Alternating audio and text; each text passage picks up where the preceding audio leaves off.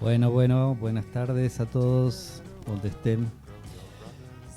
La verdad que, bueno, es un gran gusto, un placer, una felicidad muy grande poder compartir con quien para mí ha sido una especie de flash, de revelación, porque no lo conocía, Daniel, y la verdad que fue muy impresionante, muy interesante todos sus conceptos, su charla, su mensaje, así que fue muy lindo.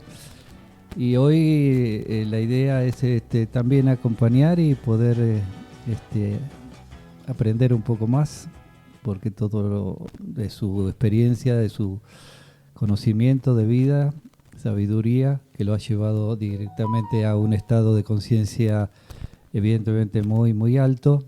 Así que bueno, me alegro de poder estar acá. Gabriel, Gracias. gracias. Bueno, gracias Daniel.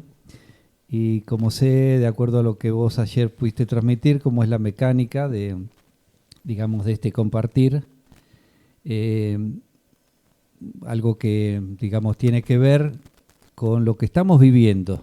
Estamos viviendo un ciclo planetario muy interesante, muy inédito, muy de ponernos, digamos, en acción, como ayer pudiste de alguna manera hacernos entender, de que no tenemos que pensar que todo nos va a ser dado, sino que tenemos que conectarnos con un Dios que nos va a asistir, pero que no nos va a dar la fórmula si nosotros nos quedamos sentados en nuestro silloncito esperando que baje la fórmula mágica. Pero bueno, el espacio, el tiempo que estamos viviendo como común unidad es muy inédito. Hay una confluencia muy grande donde todo lo que es, quién sabe, algo que no hemos vivido hasta ahora como humanidad, que yo lo veo como una confluencia donde el medio ambiente, la alimentación, la manipulación genética, los cambios que están rompiendo paradigmas y estructuras en lo social, en lo económico, en lo cultural, nos están poniendo, hackeando de una manera muy fuerte. Yo veo como que el colectivo social está muy afectado y yo formo parte del colectivo social y comparto con otros en un medio donde realmente, que es el medio fundamentalmente de las ciudades. Yo estoy en Rosario y también comparto lo que es el medio rosarino, como otras grandes ciudades que están muy afectados. En este momento mi hijo está en Londres, por ejemplo, y me dice, papá, acá la cosa realmente parece todo muy lindo, todo muy paquetito, pero yo veo, él me dice, yo veo que la gente está hecha mer, ¿no? Y dice, mira vos qué interesante, los cielos están así cruzados permanentemente por la fumigación, y que él dice, yo no sé, no entiendo cómo esta gente vive con esta neblina. Yo lo interpreté como una neblina también del alma, una neblina cultural, una neblina que, digamos, que está llevando a una humanidad a estar atada a todo lo que se nos da visualmente, todo lo que se nos propone como cultura, todo lo que se nos dice que tenemos que hacer.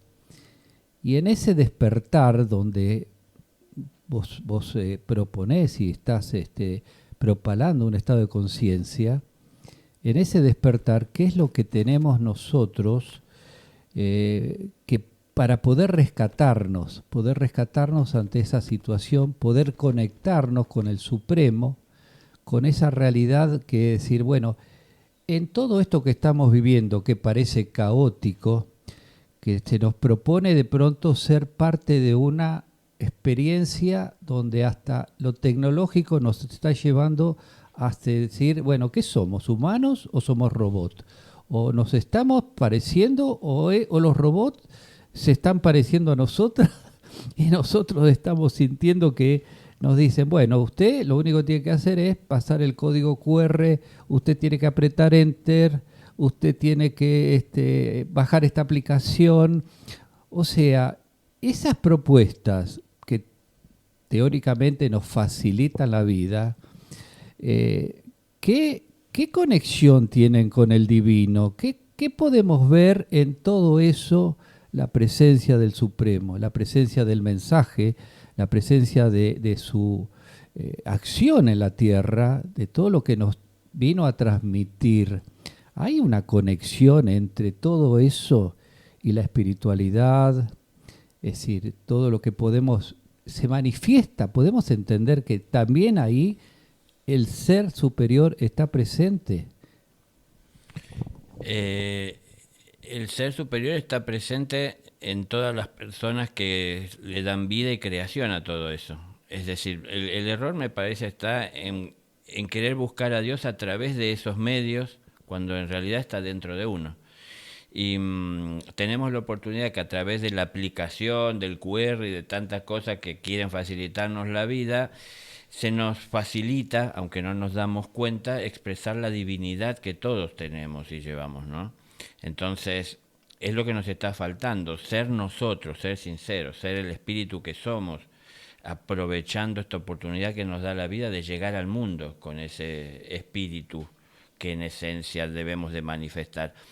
Pero mucha gente está queriendo lo fácil, lo rápido, ¿no? Hace un momento hablábamos tal vez fuera del micrófono de esta cuestión de que estamos tan urgidos y queremos la respuesta mágica, queremos preguntarle a alguien y que nos diga en pocas palabras, si es posible, que no nos hable tanto y en pocas palabras nos dé la fórmula mágica para poder salir adelante sin tener que trabajar, ¿no?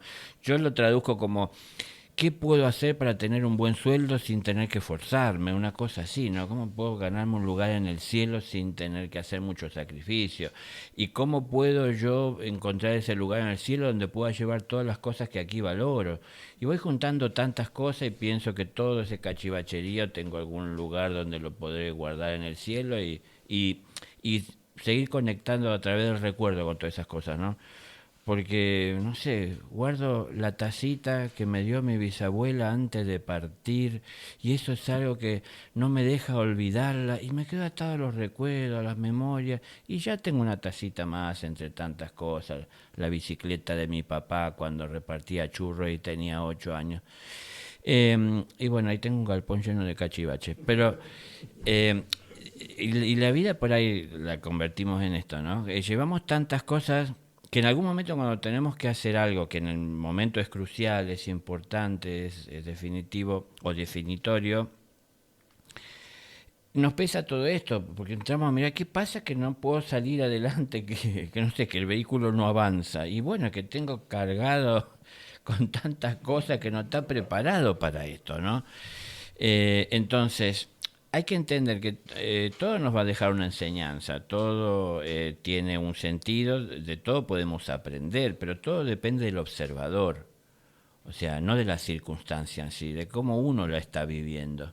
Entonces, digo, podemos pensar, porque el mundo justamente como quiere todo fácil, quieren que baje los mejores maestros que puedan llegar a bajar esta tierra. Pero el mejor de los maestros no puede conseguir nada con unos alumnos que no están dispuestos a estudiar. Es decir, que, claro, si el maestro no va a imponer. Si el maestro es claro y nos habla con claridad, que seguro lo va a hacer, nosotros vamos a poder entender lo que nos dice, pero el entender tiene que ver con el intelecto, a partir de que nos está compartiendo verbalmente algo. Entonces, intelectualmente podremos llegar a comprender, pero la cuestión está que después viene la otra parte, que obviamente ya depende de nosotros. Primero prestamos atención, después supimos darle valor, bueno, pero ahora para verdaderamente sacar el mayor de los provechos hay que llevarlo a la práctica.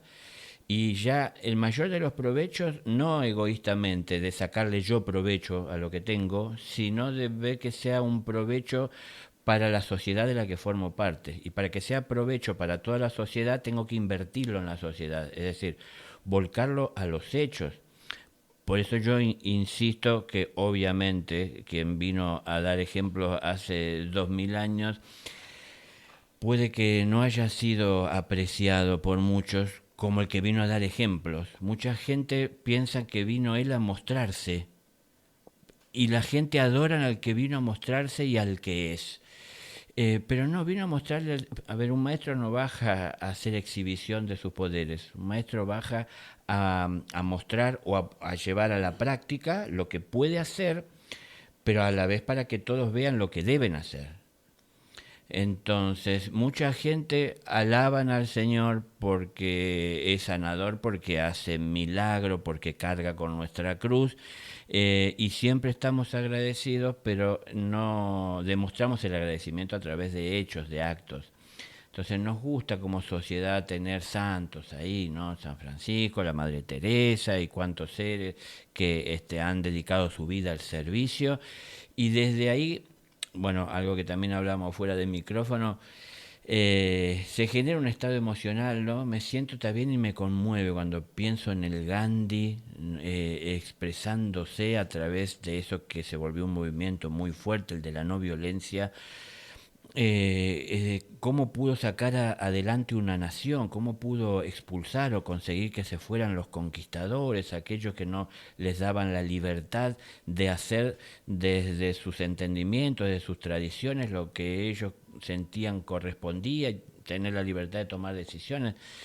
Todo eso que hizo, claro, todo eso me emociona y me siento tan bien que quiero apoyarlo y quiero pensar en él, pero al final después creemos o queremos tomarlos como intermediarios a los cuales vamos a acudir a ellos, porque evidentemente por sus acciones están más cerca de Dios, vamos a acudir a ellos para que intercedan ante Dios, para que venga algún bienestar para nosotros.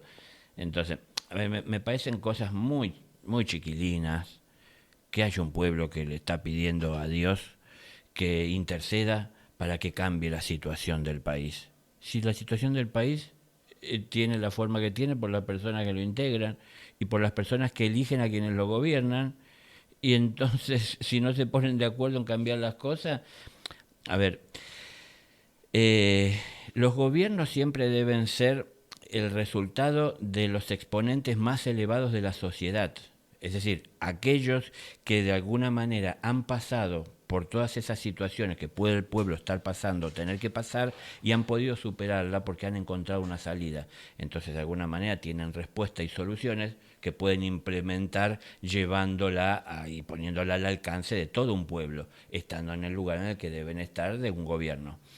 Pero acá es que la gente vota lo que se propone más mágico. Si prestamos atención a nuestro país, yo no sé, ya me cuesta recordar cuándo fue la última vez que hubo algún político, cuando estas épocas de campaña habló de que prometía que iba a haber trabajo. No prometen más trabajo. Vamos a resolver, vamos a salir adelante, nosotros podemos. Pero si no trabajamos no vamos a poder hacer eso, ¿no? Y si no trabajamos no vamos a saber valorar lo que tenemos, no vamos a saber valorar el trabajo que hacemos, el valor que tiene y lo que podemos esperar, ¿no? Entonces, si quiero recibir más, tengo que dar más. Esto funciona así en el universo. Y no estar esperando que me mantenga el universo, pidiéndole y pidiéndole. Estamos en el tiempo en el que tengo que ir ante Dios y decir, ¿qué puedo hacer por ti? No, dame la luz, dame la paz, que vengan, todo lo que es necesario para que podamos estar unidos. Bueno, que desciendan de los cielos, que haga sacrificio todo el que está en la luz por lo que queremos seguir en la oscuridad, haciendo lo que queremos. Bueno, tenemos que distinguir nosotros, ¿no? No podemos seguir pidiéndole al maestro dentro del aula que nos haga el favor de ponernos una buena nota, ¿no? Hay que estudiar, es decir, hay que entender, porque es que es perjudicial estar apoyándose en que el otro me diga lo que tengo que hacer, porque se trata del despertar de mi conciencia. ¿Y cómo mi conciencia despierta si me están dando la respuesta a todas las preguntas que surgen, si me están dando las soluciones a todos los problemas que aparecen?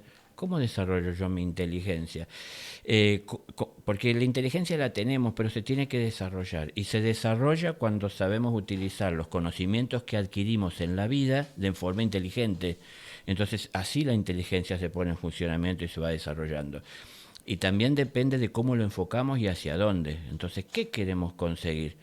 queremos conseguir sacarnos estos problemas que tenemos de encima para no tener más problemas por delante, o queremos conseguir tomar conciencia de cómo enfrentar cada problema que se presenta. Yo pienso en que Dios me dará trabajo por la eternidad. Y yo me siento bien trabajando porque es mi oportunidad de aportar, de dar, ¿no? De llegar. Y la gente está queriendo evitar el trabajar. Y son las cosas que tenemos que cambiar, valorar el trabajo. A mí me han dicho varias veces en varios lugares que no hay que pronunciar la palabra trabajo, porque hablar de trabajo es hablar de carga, de peso, de yugo, como que hay que decir labor, como que si el cambio del término cambiar o modificar la realidad.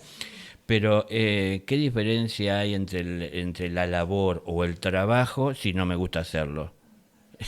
Soy yo el que puede cambiar esto. A mí no me interesa el término que le pongamos, a mí particularmente, porque amo lo que estoy haciendo.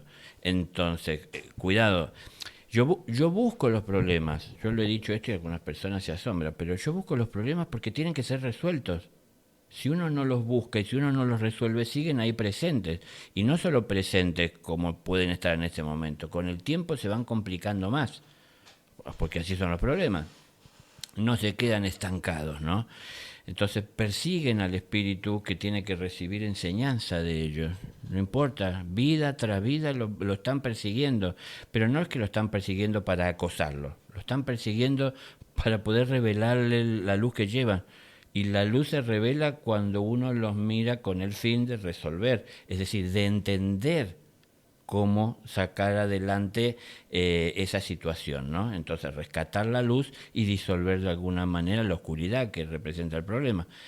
Pero es trabajo, pero claro, yo tal vez no resulta agradable lo que yo hablo para muchas personas, porque yo hablo mucho de trabajo, y muchas personas quieren la magia, ¿no? Esto que yo ayer por ahí hablaba un poquitito en el encuentro que tuvimos, esta cuestión de, en lugar de estar haciendo esfuerzos y trabajo, a ver dónde está el lugar que abre en el portal y puedo pasar al otro lado y de repente ahí me encuentro con un paraíso. Pero si yo soy una persona vaga, una persona que no está dispuesta a colaborar, a servir, una persona que no tiene interés en conocer siquiera el origen de su propia existencia, ¿cuál va a ser el servicio que voy a prestar en un plano superior en donde se está atento a todo lo que se expresa y evoluciona?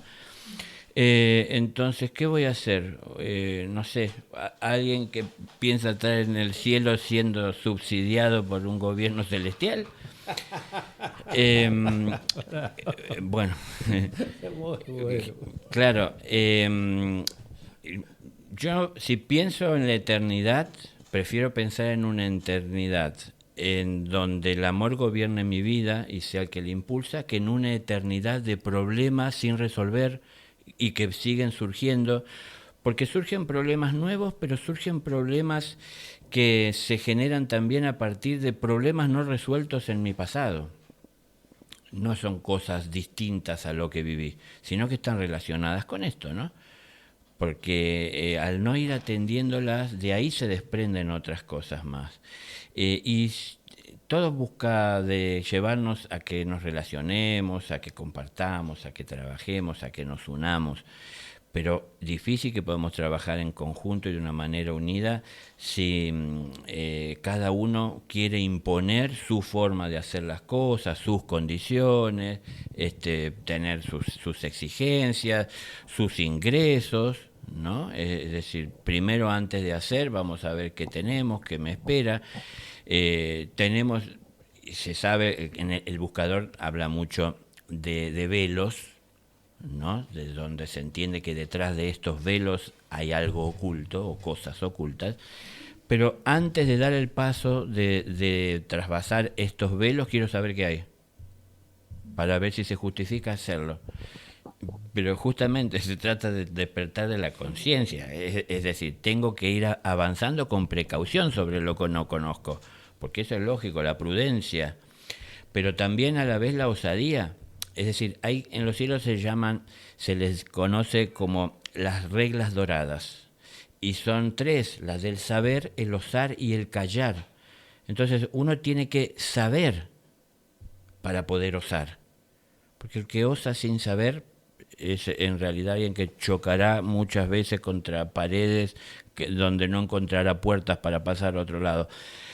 Pero hay que saber qué es lo que estoy buscando, qué es lo que estoy haciendo y comprometerse con eso, estar dispuesto desde la osadía o a través de la osadía a enfrentar lo que se presente. No interesa si es un montículo, si es una roca o si es el Everest. Voy a llegar al otro lado. O puede que muera en el intento, pero habré de morir intentándolo, es decir, buscando alcanzar aquello, es decir, comprometerme a dar la vida.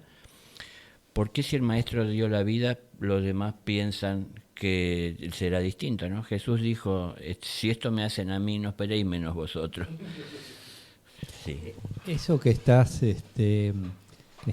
transmitiendo, digamos, sería de aplicación o replicación también en los planos vinculares, o sea, ese conocer al otro, comprometerme con el otro, accionar con el otro, que el otro es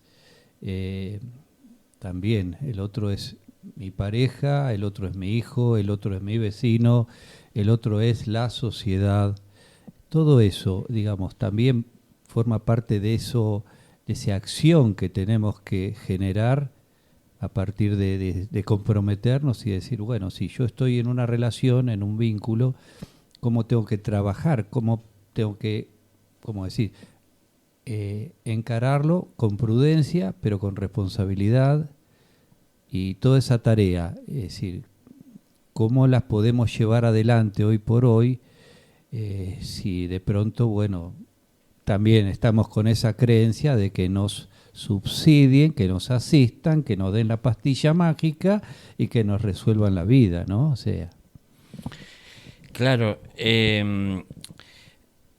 todos, absolutamente todos, no importa lo bárbaro que pueda parecer el accionar de una persona y que a veces pensamos es más parecido a un animal que a un ser humano en su accionar, no importa, todos estamos en el camino espiritual, porque somos espíritus que estamos caminando a través de la forma material. Lo que hace la diferencia acá es lo que nosotros ponemos a la hora de hacer lo que hacemos, lo que nosotros buscamos. Digo esto y quiero hacer esta aclaración porque por ahí parece que hay algunos que hacen un camino espiritual, que tienen que ponerse a servir y buscar dónde puede ser necesitado, útil su presencia, y hay otras personas que pueden permanecer ajenos a todo esto y no se interesan y viven su vida como ellos quieren vivirla. Aún esas personas están teniendo, como las otras, un sendero espiritual por el que transitan. Entonces, yo tenía también al principio de mi despertar como algunas confusiones personales, porque a mí se me dijo a qué venía, quién era, una cantidad de cosas, revelaciones, pero yo no entendía cómo podía llevar esto adelante. Y a la vez, para poder alcanzar eso que a mí se me dijo, según mi entendimiento, yo pensé que tenía que hacer muchos sacrificios materiales, sobre todo, porque como a mí se me habló de un sacerdocio, yo dije, no tengo que tener contacto con una mujer, no tengo que aspirar a tener cosas materiales. Yo me imaginé un sacerdocio, esto me lo dijo el padre, ¿no? Pero yo me imaginé un sacerdocio al estilo como yo creí que podía ser el sacerdocio, no sé, de un sacerdote católico, de lo poco que yo podía entender. Y entonces, claro, era toda una crisis interior, porque yo aspiraba a tener una familia, yo me imaginaba el amor como tener hijos y poder, como la gallina cubriéndolos con las alas a los pollitos.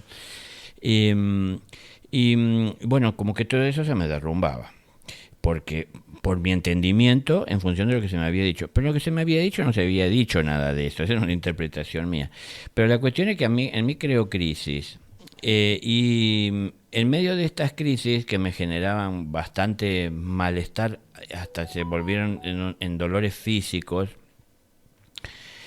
surge en un momento de estar justamente reflexionando sobre eso en silencio, muy volcado hacia adentro, serenando mi mente y digamos, concentrándome en atender esas dolencias y en cómo salir adelante de la crisis que estaba pasando, porque yo quería cumplir con ese plan y con su voluntad, pero me daba cuenta de los dolores que padecía por tener que dejar cosas materiales. Y en ese momento surge de la nada o del todo la voz de Dios, pero esta vez sí fue su voz, una voz.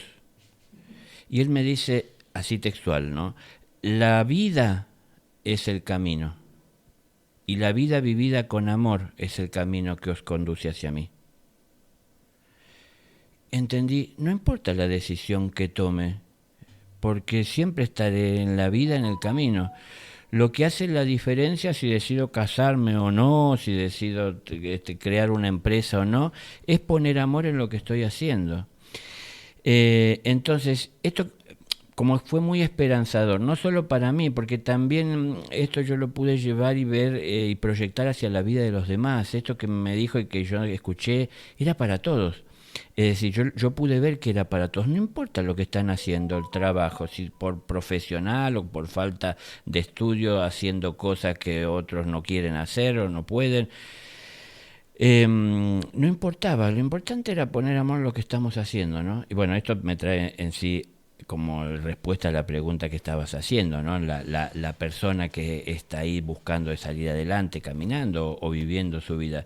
Se trata de poner amor en lo que hacemos, en el trabajo, con la familia, desde ahí se parte. El núcleo familiar es la raíz, es la base, es la esencia. El núcleo familiar es la base de la civilización. El núcleo familiar es la base de las razas que van surgiendo en las distintas civilizaciones que se van proyectando y trayendo a la Tierra de manera ordenada.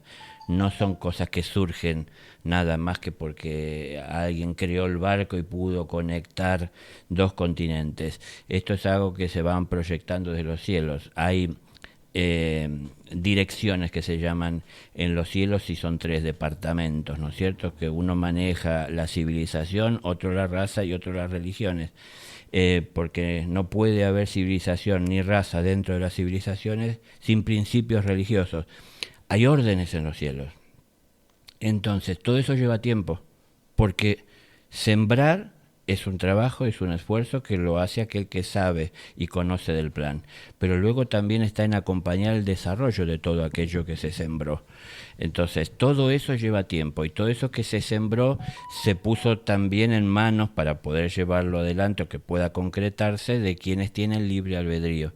Y entonces deciden hacer en función de lo que entienden o de lo que les conviene, a diferencia del cielo que está haciendo en función de lo que debe, porque el cielo está viendo lo que se va a cosechar. Las personas están viendo lo que esperan tener sin esforzarse. Entonces, como decía también en la charla, yo conozco el futuro porque sé que si pongo la semillita de tomates, sé que lo que va a producir es tomate, o sea, sé lo que me espera en el futuro. Pero justamente es cosas que faltan saber y entender y ver, asumir. Estamos en este presente forjando nuestro futuro. En función de lo que hacemos, de lo que sembramos, de lo que damos, es lo que podremos esperar. Si yo pongo amor en todo lo que hago, amor será lo que habré de cosechar. Pero cuidado, el amor, el cosechar del amor no es solo lo que voy a obtener. El cosechar del amor tiene que ver también con que a mi vida llegarán personas con conflictos que necesitan recibir lo que coseché. Entonces tendré que tratar con ellos para compartirles lo que necesitan, porque no vinimos solo a aprender a tomar, también vinimos a aprender a dar. Entonces cuando uno conquista la luz a uno lo guía donde hay oscuridad, para llevar lo que hay en uno, que ahí se necesita. Digo esto porque las personas, muchas buscan la luz pensando que irse a algún lugar al cielo donde estén con los ángeles, escuchando la mejor música, y despreocupado de los problemas que pueda llegar a haber. No, los cielos no son así. En los cielos no están los ángeles contentos. ¿Cómo puede estar contento si el mundo está sufriendo, no? Entonces, digo, pongámonos nuestra tierra en el lugar que tenemos que estar y asumamos nuestra responsabilidad. Total. Y decíamos, ¿no? Pensamos que qué difícil, ¿no? Habíamos hablado ahí un segundito con el mensaje, qué difícil es no idealizarte, no ponerte en un pedestal sobre arriba de nosotros con este mensaje, ¿no? Y Y es un poco qué difícil es para vos también de que esto no sea una religión, este mensaje que vos estás, ni vos ser un profeta, ni cómo es ese mensaje. En realidad vos necesitas dar el mensaje, pero necesitamos que te sigamos. Bueno, eso yo diría que no. O sea, la verdad os hace libres, no el que la transmite. Entonces, la verdad no es la que llevo yo, es decir, la verdad es la que puedas encontrar en tu vida. La verdad la vas a conocer cuando te veas con sinceridad, de manera íntegra, y a partir de ahí también empieza uno a entender lo que es la humildad, asumir todo lo que uno es, no solo lo que uno quiere ver de uno, no solamente ver los sueños que uno tiene proyectados a alcanzar, sino la realidad, ¿no? Porque proyectamos tantos sueños idealizados, pero cuando vemos la realidad no estamos haciendo nada para que eso sea una realidad en un futuro. Entonces, cuando uno se observa a sí mismo, empieza a conocer la verdad. Y como digo, en mi caso, como en el de cualquiera, cuando empecé a buscar la verdad de manera sincera, las verdades que fui a encontrar fueron muy dolorosas. No fueron verdades. Y a la vez, y a la par, simultáneamente, yo me pude encontrar con ángeles y con maestros en donde era un gozo poder encontrarse con ellos y compartir, colaborar, servir, intercambiar. Era algo muy natural para mí, como sorprendente en un primer momento, porque tal vez uno esperaba que tenía que haber otro tipo de ceremonial en el medio, ¿no? No sé, reverencias y toda la historia de hacer silencios, y no, era algo natural, es decir, compartir entre hermanos como debe ser, pero no, las personas no necesitan seguir a nadie, es decir, cada uno tiene que estar atento siempre a lo que es lo más importante, el amor de Dios, y velar por el amor de Dios, y entender que debemos ser un instrumento de ese amor. Un instrumento de ese amor no es algo que Dios imponga, es algo que uno tiene que entender. Entonces es lo que yo entendí que quería ser, y me voy esforzando constantemente para hacer, pero no es seguir, porque seguir nos pone digamos, nos arriesgamos a caer en la comodidad de tener esa fuente en donde sabemos que de ahí siempre vierte aquello que sacia nuestra sed, y está a disposición porque tiene una infinita compasión, amor, paciencia y todas las cosas que nosotros valoramos y apreciamos en la fuente, pero que no hacemos nada para alcanzar nosotros. Entonces no es la cómoda, ¿no? El maestro tiene que vivir su vida y los discípulos tienen que vivir la suya. Es decir, por eso cada uno tiene su vida, somos individuos. Ahora, ¿qué es lo que hace frecuentemente un maestro, por ejemplo? Un maestro, cuando se acerca a la vida de uno, él con la irradiación de su luz alumbra muchas cosas que con la propia luz el discípulo no puede alcanzar a ver, a divisar, a entender. No es una luz solo que se perciba a nivel ocular, sino que es una luz que tiene que ver con el entendimiento, ¿no? Aquello que a lo mejor siempre estuvo ahí sin ser apreciado, valorado, registrado, con la luz del maestro se esclarecen muchas cosas. Pero esto es una ayuda del maestro para, de alguna forma, potenciar el impulso propio del individuo. No debe depender de esto. Por eso es que funciona así. Cuando el discípulo está preparado, el maestro aparece. Entonces, por eso yo le digo a las personas, no busquen maestros, porque veo que muchos buscan maestros. El maestro los está buscando. El maestro está buscando que se hagan responsables y que entiendan la diferencia que hay entre ser un buscador y un discípulo. El discípulo es el que, habiendo sido buscador y encontrado las enseñanzas, supo valorarlas y decidió comprometerse con ellas y defenderlas, llevándolas a través del accionar de su vida.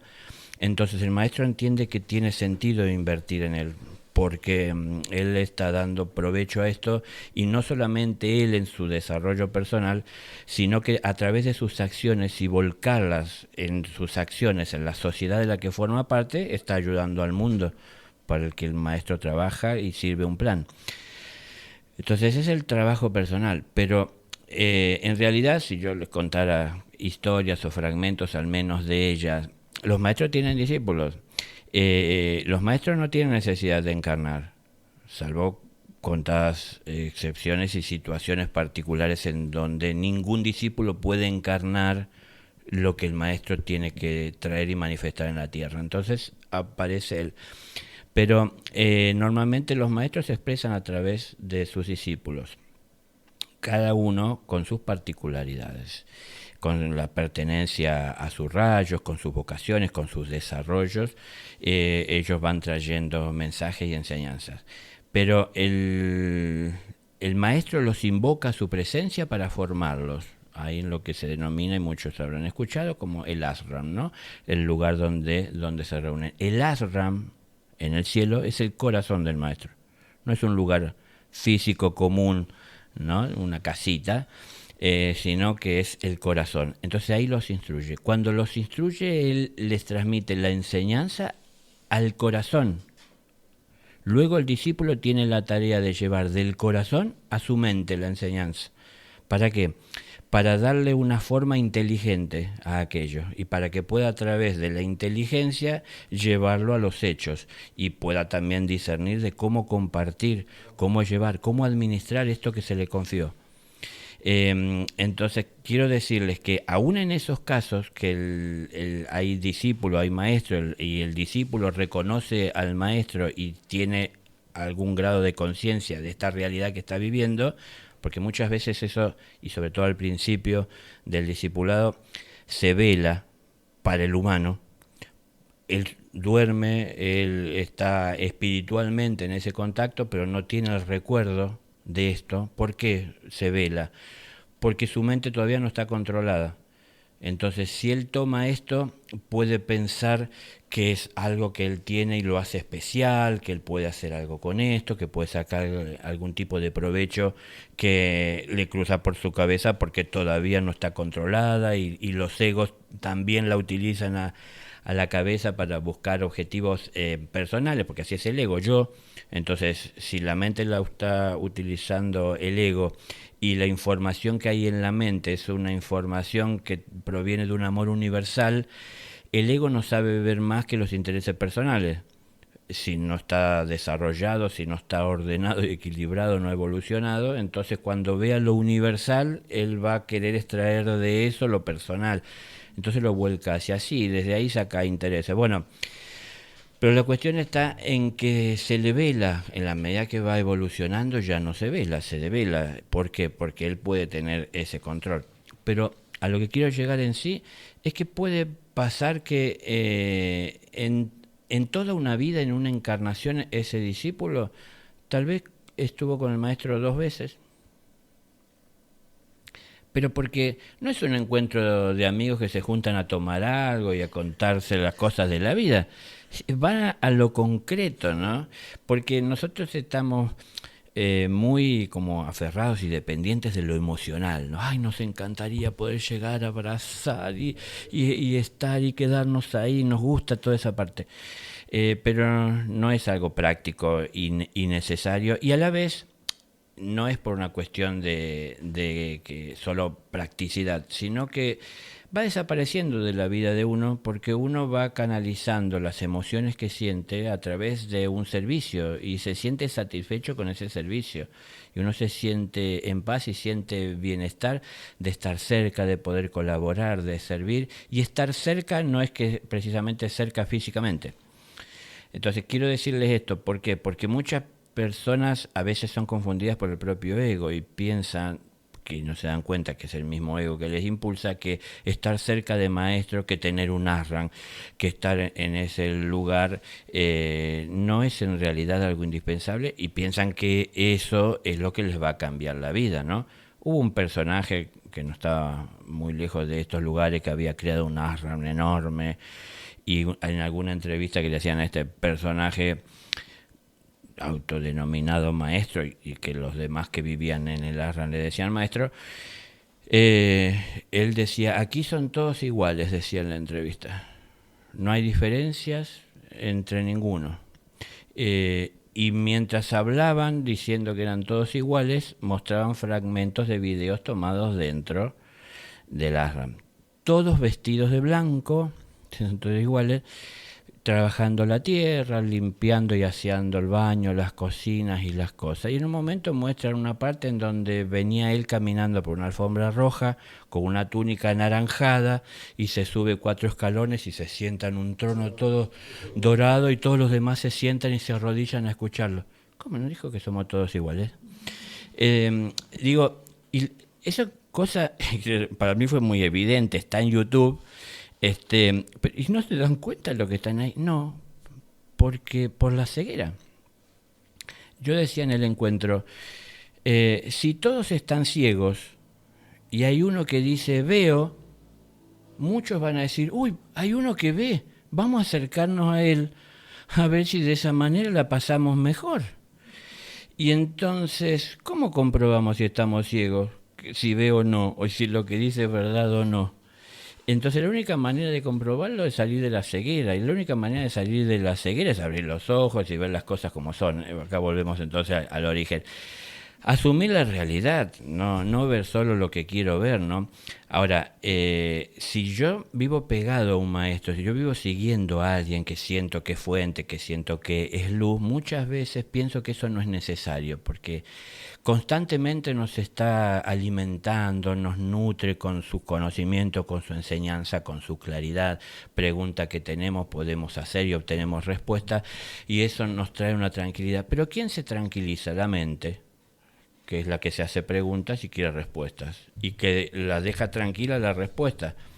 Pero normalmente por eso nos privamos de la experiencia, que es una parte muy importante y fundamental para poder llegar a tomar conciencia. Nadie toma conciencia por tener un maestro al lado y escuchar de él la enseñanza, que es pura luz. Porque la conciencia se toma cuando uno lleva a la práctica lo que entiende, no cuando uno escucha a un consciente, ¿no? Entonces, cuando lo llevo a la práctica es cuando puedo ir tomando conciencia. ¿Por qué? Porque ahí experimento muchas cosas en los hechos que no estaban claras ni expresadas en los dichos. Entonces, el maestro aparece cuando el discípulo está preparado. Pero cuidado, cuando el maestro aparece, la vida ya no es lo que era. No es que porque el maestro aparece todo se facilita. No, les puedo decir que es casi lo contrario. Y no es que el maestro complica las cosas porque aparece. El maestro empieza a hablar de cosas que ni tomábamos en cuenta. Y que entonces se nos complica más si abordamos esto de manera intelectual. Ahora, si lo abordamos de manera práctica, es lo diario, lo cotidiano, el presente en el que vivimos todos. El maestro no cambia el presente de nadie. El maestro nos puede ayudar con su luz a ver mejor el presente en el que estamos viviendo y ver muchas cosas que normalmente no queremos ver, no podemos ver, no estamos dispuestos. Queremos formar parte de una sociedad y nos sumamos y nos amontonamos y todos queremos parecer que hacemos lo mismo y que estamos siendo iguales a los demás. Y ahí se esconde a veces una falsa humildad, ¿no? Porque yo viví una parte de esto en cuanto a que en su momento de despertar, que tuve concretamente, se me expresó a qué venía y todo eso quedó claro. Yo no quería pensar en eso porque tenía temor de caer en una soberbia, de creerme que tenía una misión y tal. Pero me di cuenta que era una falsa humildad, porque al fin y al cabo no estaba asumiendo lo que tenía que hacer por no querer pensar en eso. Entonces no se trata de no querer pensar y de no tomarlo y de pensar que somos todos iguales. En algún punto sí, y esencialmente, todos somos a imagen y semejanza del Creador, pero somos individuos. Entonces en algún punto no somos todos iguales. Es decir, no hay que perder la individualidad y hay que ver y rescatar todo lo más valioso de cada uno. Entonces, un maestro en los cielos funciona distinto como las cosas funcionan en la tierra, porque no hay ciertas barreras que en las tierras hay, pero cuando un maestro le habla a sus discípulos, ustedes habrán escuchado que dice que los ángeles no tienen espalda. Bueno, cuando un maestro le habla a los discípulos, están todos alrededor suyo.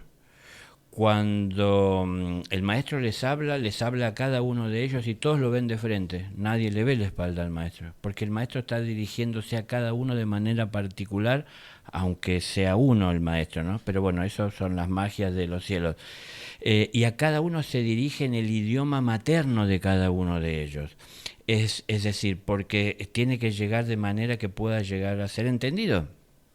Entonces, de esa manera busca de ser claro. Y a cada uno le dedica y le pone atención, porque es un individuo, no es que todos reciben lo mismo. De todas maneras, también hay protecciones, porque antes de que exista la vida en el universo se crearon las leyes. Primero las leyes, primero hubo orden, y luego ingresaron aquellos que tendrían libre albedrío para tomar decisiones en un universo ordenado y con límites. ¿Por qué límites? No porque sea Dios alguien que quiere imponer un orden, sino que para que nadie se pierda. Entonces primero se creó ese orden. Y cuando los discípulos tienen libre albedrío, como toda persona, pero de alguna manera ya el hecho de ser discípulo, otros compromisos, ellos también tienen que ir tomando decisiones con esto que se recibe. Y en la medida que uno va ascendiendo conscientemente, como los límites están ahí, los límites están más presentes y más cercanos a la conciencia de los individuos, y cuando el maestro habla, hay muchas cosas que se velan para algunos y que son claras para otros. ¿Y esto por qué? Porque no están en condiciones de asimilar ciertas enseñanzas unos y sí otros. Por eso Jesús, que no podía hacer eso aquí en la tierra, les decía: el que tenga oído para oír que oiga, el que tenga ojo para ver que vea. Es decir, no podía en otros planos, pero en lo físico, al estar hablándole a una cantidad de personas, lo expresaba de esa manera, ¿no? Que tenga ojo para ver que vea, que tiene oídos para oír que oiga. Es decir, el que pueda llegar a entender y a rescatar. Jesús es un maestro de maestros, de ángeles y de hombres. Entonces, todos estaban atentos. Esas son cosas que por ahí las personas no ven y no saben, pero cuando un maestro viene a la tierra, están todos atentos a lo que él dice, no solo las personas, porque está dando enseñanzas. Entonces, lo que él está haciendo, está sentando antecedentes, está modificando conductas humanas para el reino en el que él se encuentra en ese momento. Entonces, son acontecimientos celestiales que pueden pasar muy desapercibidos a nivel mundano y humano, ¿no? Es decir, porque el maestro se presenta y dice, y hay personas que dicen, no, para mí no es así, yo no lo comparto, pero me voy, listo. Claro. Bueno, en los cielos no funcionan las cosas así, ¿no? Cada uno está en su lugar, tienen conciencia. La dimensión de los maestros es en función de la irradiación de su luz. De todas maneras, en los encuentros que hay ciertos detalles en su vestimenta que marca, indica jerarquía, para aquellos que todavía no tienen conciencia para distinguirla a partir de una irradiación. Pero hay un orden, pero es un orden que acá no entendemos, porque todavía creemos que estamos en democracia porque podemos votar. Y claro, está tan lejos de ser democracia lo que vivimos. Total. Te quería hacer ahí también una consulta con lo que estabas hablando. Sabemos que un poco se puede aspirar a discípulo y son las herramientas de la metafísica, por ejemplo, es de ser una buena persona en este plano material sin tener un conocimiento espiritual, si se quiere, sacado de los libros o prácticas, ¿no es cierto? ¿Cómo es esa herramienta para poder aspirar a mejorar, a evolucionar? Bueno, es bastante amplia la pregunta porque yo iba a decir, cuando empezaste, no aspiren a ser discípulos, aspiren a ser buenos humanos. Es decir, es lo que uno debe ser, una buena persona. Es lo que dije hace un momento, ¿no? El amor es lo que cambia nuestra vida y nuestro camino. Y eso nos va conduciendo de a poco a llegar en un momento a ser considerado como un discípulo. Cuando los maestros miran hacia la tierra, ven la tierra como las personas desde la tierra ven los cielos por las noches. Muy oscuro y algunos puntitos de luz por ahí. Y esas son esas personas que han buscado con esfuerzo personal de atravesar la oscuridad que les reviste. Y entonces llaman la atención del maestro. Entonces ahí hay alguien que está saliendo adelante. esto tómelo con pinza porque tampoco es tan así literal, ¿no? Pero es decir, está observándose todo, pero se destaca el individuo. Entonces, el destacarse es a partir de esforzarse por ser sincero y sacarse la oscuridad que le reviste y que a través de ella se expresa y entonces genera confusión en su expresión y en los demás que reciben esas expresiones y a través de sus actos. En la medida que busca de atravesar todo esto, él está demostrando la fuerza, el interés y la necesidad y el deseo de comprometerse, de acuerdo también a la constancia que tenga para sostener esto, y eso entonces llama la atención del maestro. Entonces, como dice el dicho, cuando el discípulo está preparado, el maestro aparece. Lo que pasa es que hay que hacer claridad en todo esto, ¿no? Que el maestro aparezca no quiere decir que aparece el propio maestro. Al principio, normalmente, el maestro deriva a alguien del ashram a que se acerque a la vida de ese individuo para que vaya interiorizándose, porque aún antes de ingresar al ashram hay lo que se llaman iniciaciones preliminares, en donde él se va adentrando en esa realidad, ¿no? Y algo que se pone es casi que en todos los casos, hay contadas excepciones, pero como condiciones para ingresar al ashram, una de esas condiciones que tal vez es la más fuerte, que durante 7 años no puede abrir la boca. Para que aprenda el valor y la importancia del silencio. Porque Dios se expresa en el silencio. Dios no responde preguntas. Dios expresa su verdad constantemente. Y nosotros no la escuchamos porque no paramos la cabeza un segundo. ¿Es qué más importante? ¿Las preguntas que yo tengo para hacerle a Dios o lo que Dios tiene para decirme? Entonces, se le enseña esto para que él aprenda de estas cosas, ¿no? Decirlo así, en pocas palabras, no lo puede decir, pero cuando uno lo vive, comienza a comprenderlo internamente. Entonces, al estar ahí, él escuchará lo que dice el maestro, escuchará lo que pueden expresar los discípulos, tendrá muchas veces, y sobre todo cuando es el inicio, intercambio con los demás hermanos, ¿no? Discípulos en el ashram, puede que tal vez se encuentren en la tierra físicamente, pero se va acercando de esa forma cada vez más el maestro. En realidad, si habláramos a nivel energético, el alma de un discípulo se reduciría a polvo cósmico si le llegara la irradiación energética al maestro. Es lo que decían en la charla, ¿no? El discípulo es un grano de arena en la playa y el maestro es el inmenso océano. Es decir, es una irradiación enorme. Entonces, el maestro tiene que regular lo que irradia. Generalmente hay, porque para entrar al ashram hay padrinos, y los padrinos son los que toman abierta en polaridad la parte de carga positiva y negativa y lo vuelcan hacia el discípulo. Siempre hay esa triangulación para de alguna manera conseguir que llegue modulada las energías a su vida, porque si no esto genera, en la Tierra generaría locura y hasta la muerte. Entonces, son procesos y sucesos mágicos. Para llegar a ser discípulo hay que entender muchas de estas cosas, pero no así porque alguien nos las explica, sino que porque vamos entendiendo las cosas que en la vida tenemos en lo cotidiano, ¿no? Una persona que a veces que puede querer ser discípulo está pensando en servir al maestro como que en un plan que el maestro le revelará para que él pueda llevar adelante.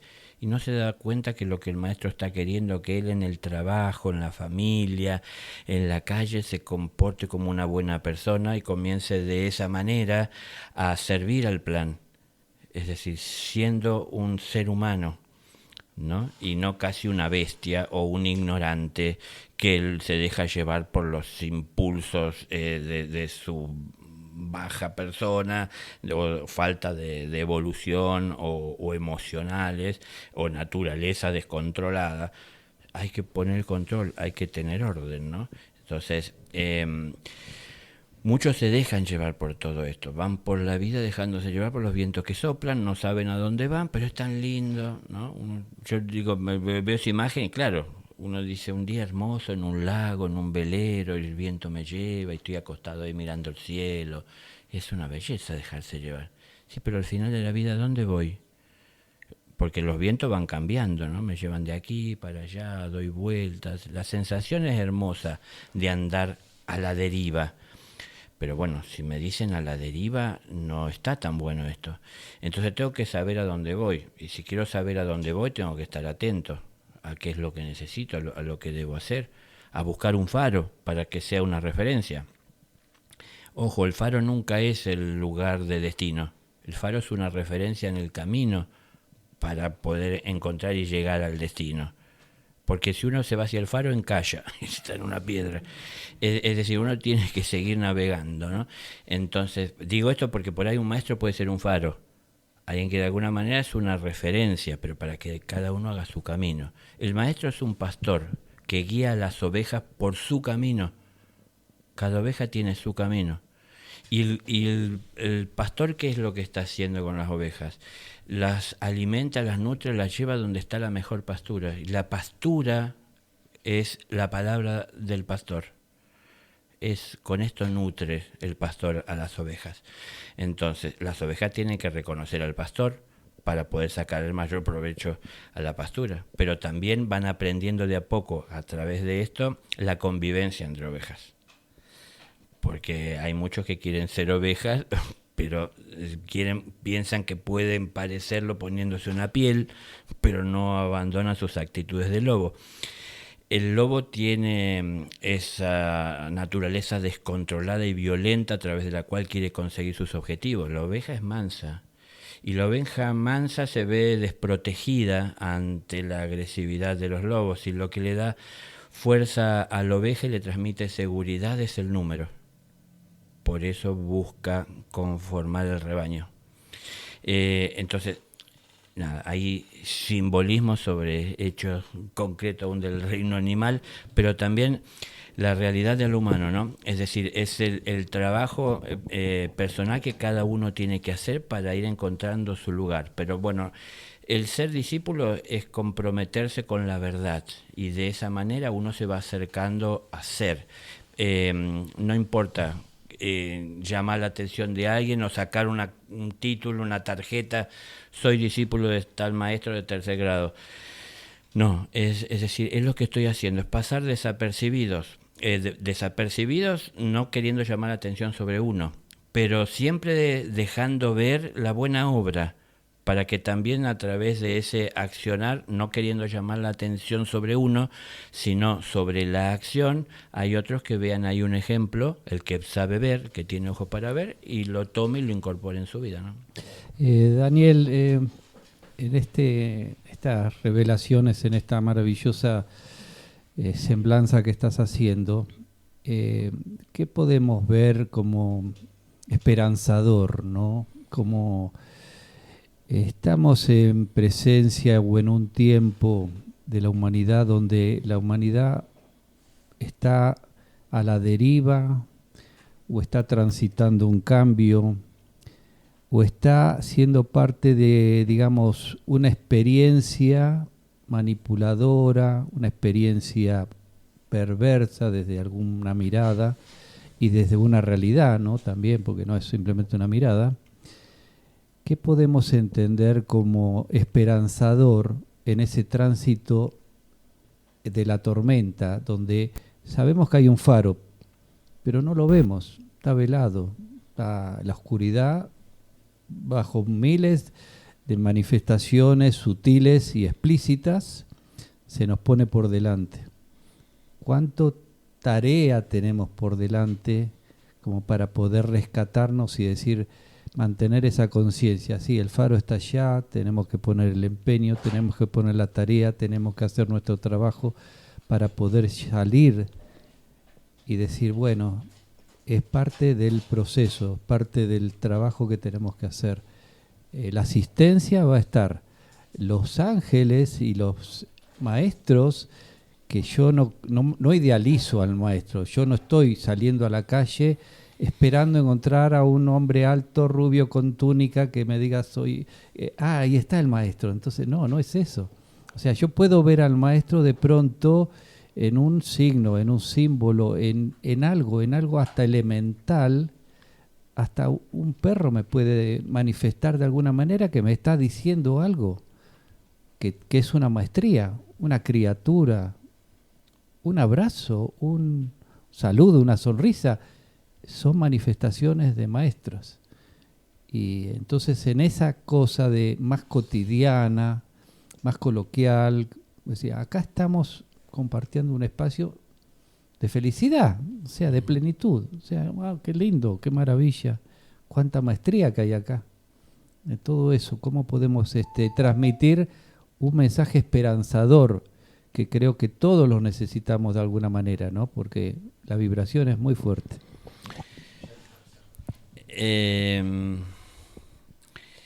Tenemos la capacidad de poder distinguir el error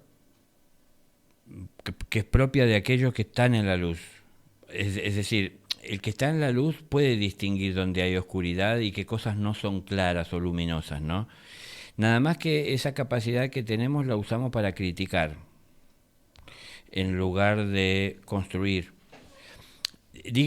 Quiero ir a lo que en realidad está al alcance de todos. Y si podemos y tenemos esa capacidad de ver error y de ver defecto en los demás, como que parece que a veces cuesta verlo en uno, y lo más práctico sería verlo en uno que en los demás, porque lo mío lo puedo cambiar, lo de los demás no.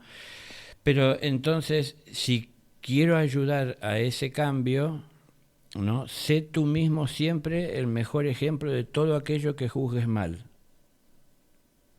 Todo lo que puedas ver que estás mal, esforzate por ser ejemplo de bien. Es algo sencillo que está al alcance de todos, de cualquiera, en cualquier situación. Y es un compromiso y es importante para el cielo. Es decir, no es algo más difícil que eso de tener que estar repitiendo mantras, de tener que abandonar cosas materiales. Es ahí en donde estamos. Hay que cambiar el mundo y la sociedad. Y no se puede cambiar el mundo y la sociedad apartándose de ella. Entonces no se va a ayudar al cambio de la sociedad viniéndose al Cerro Uritorco y encerrándose en algún lugar y aislándose para no tener más problemas ni contacto con este mundo contaminado. Es decir, está bien que uno vea todo eso y que lo entienda y que no lo quiera, pero salir de mi egoísmo es no solo no quererlo para mí, es no quererlo para nadie, y si no lo quiero para nadie es hacer algo para que eso termine, y para que eso termine tengo que aprender de todos esos errores que estoy viendo y encontrarle soluciones y salidas e incorporarlas en mi accionar. Y entonces puedo tal vez llegar a la vida de esa persona que tal vez conozco y puedo acercarme a llevar aquello que entiendo como claridad. Puede que no la conozca, pero sí puedo entonces incorporarlo en mi vida. Y primeramente también, lógico, entender y ver si aquello que estoy viendo, como muchas veces dicen, no es el reflejo de algo que en realidad en mi vida sostengo, ¿no?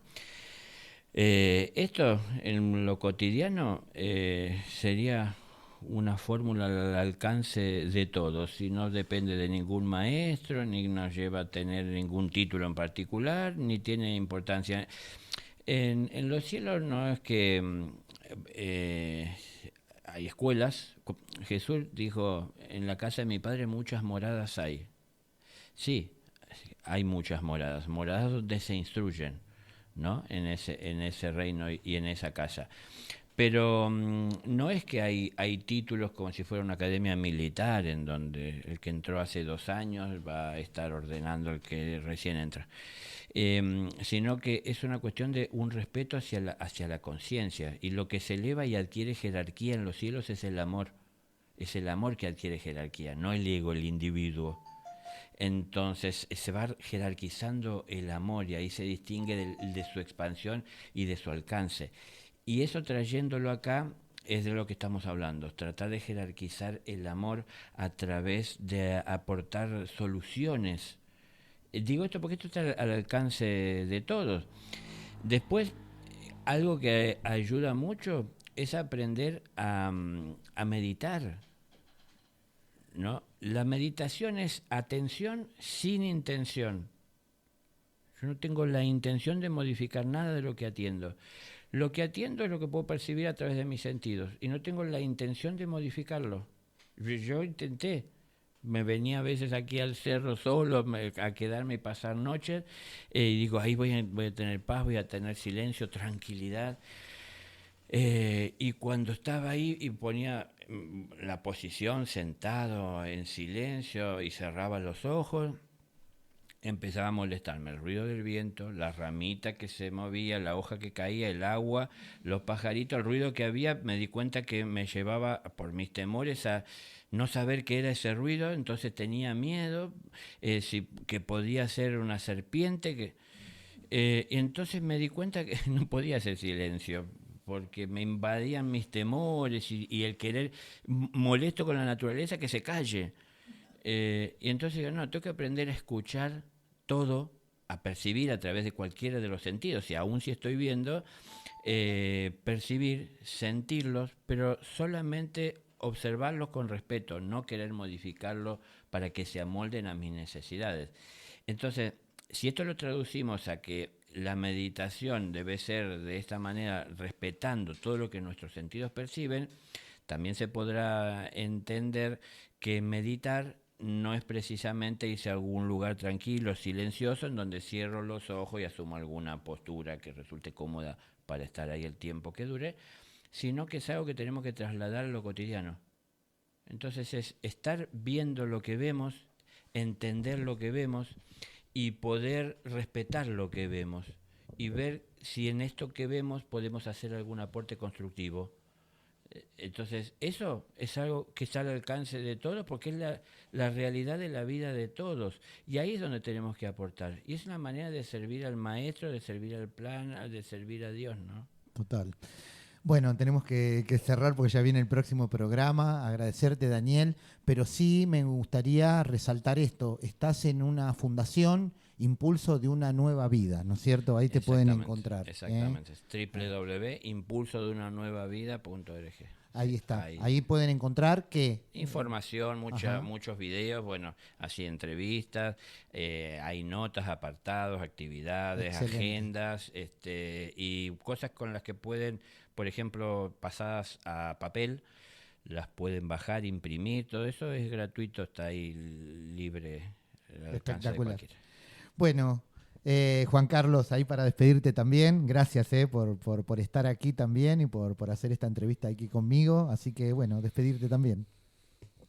Bueno, sí, gracias a vos, Gaby. Gracias a vos, Daniel, por tener el honor de poder compartir con vos y tu experiencia de vida, tu sabiduría, tu misión de vida, ¿no? Pues estás en misión. Y bueno, esperemos que todos podamos sentir lo mismo que estamos sintiendo nosotros en este momento. Gracias, bendiciones. Gracias. Bueno, estuvo Daniel Ferminades aquí con todos nosotros. Dani, ahí es difícil de encasillarte en algo. ¿Cómo te definirías vos? Ahora, le decía a la gente, ¿cómo te presento? ¿Cómo te definís? Diríamos, como para cerrar, para tener esto. Voy a decir algo que me preguntaron una vez en televisión. Dale. Estaban en un estudio presentando algo en vivo y venía a continuación una nota hacia mí en otro estudio. Y me dice la chica, la que conducía el programa, me dice, ¿cómo te presento? Claro. Y le digo, no sé, porque yo soy impresentable. Qué divino. Y me defino así, porque la verdad que no tengo títulos de nada, acá en la tierra por lo menos, así que no, a la gente le gusta esas cosas, pero y yo le dije a ella en ese momento, y por eso lo puedo decir acá, ¿no? Es Sí. decir, soy alguien que intenta ayudarles a encontrarse a sí mismos, ¿no es cierto? Así es. A superar sus limitaciones, nada más, ¿no? Espectacular.